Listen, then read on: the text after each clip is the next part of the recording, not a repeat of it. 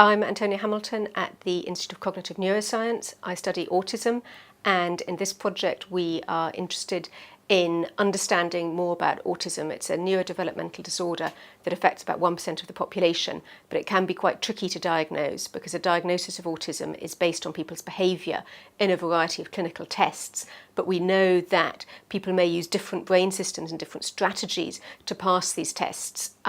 So in this project we want to use a new brain imaging method, functional neuroinfrared spectroscopy, which will allow us to see what the patterns of brain activation are while people perform these tests, and we hope to be able to then pick up differences in neural information processing and different strategies that people are using, so that we can then use this to enhance our ability to diagnose autism and understand some of the cognitive differences that we see in these kind of people.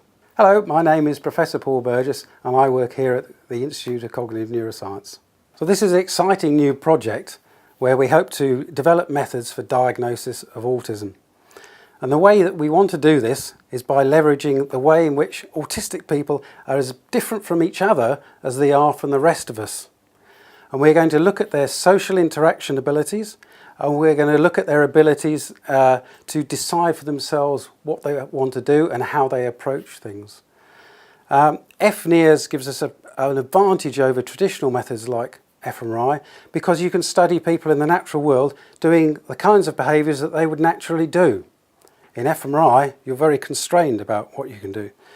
So this opens up huge new opportunities, but it also presents challenges because we have to invent new ways to carry out our experiments and new ways to analyse and approach the data. So what we're looking for is people who can help us invent these kinds of new methods and really transform our understanding of the brain in autism. I'll now hand over to Ilias, who's going to explain the technical aspects of the project.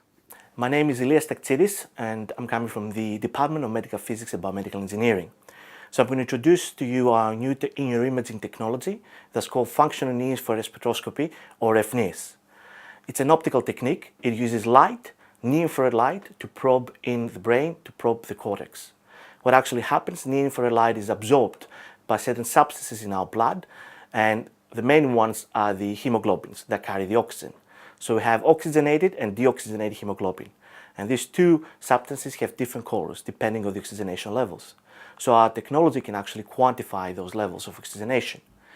Every time you do something, every time your brain functions, what actually happens is that it changes its oxygenation levels. So neuronal electrical activity will follow up with a change in oxygenation. And what we can do with our technology is that we can measure this change in oxygenation and identify where activation happens.